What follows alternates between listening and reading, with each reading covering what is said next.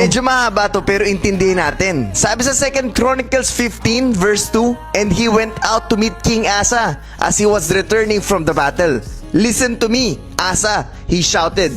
"Listen, all you people of Judah and of Benjamin.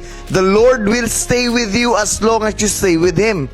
Whenever you seek him, you will find him. But if you abandon him, he will abandon you." The Lord is never hard to find. He is always available for you. At kapag talagang nag-commit ka, mahahanap mo siya. Na mananatili siya sa'yo for as long as pipiliin mong manatili sa kanya. Pero pag pinili mong tumalikod at lumayo sa kanya at gumawa ng mga bagay na hindi naman galing sa kanya, it is very clear dito, he will abandon you. This is not about just praying or going to church. Dahil kahit magdasal ka na magdasal, magbasa ka ng Bible, magsimba ka sa church, pero hindi ka naman nagkakaroon ng transformed life para sa Panginoon, you will never please Him and He will never be with you. A transformed life is a life fully dedicated to the Lord. Yung talagang nabubuhay ka na para sa Panginoon at para sa Kanya na lang. At kahit yung mga pansarili mong kagustuhan ay tinalikuran mo na. If you will seek Him, you will find Him. Pero sa paghahanap mo sa Kanya, kailangan mong bitawan ng mundo. Dahil hindi pwedeng dalawa ang sinusunod mo. Pili ka lang, kaliwa o kanan. At sana po ay malinaw ang mensahe ng video na to.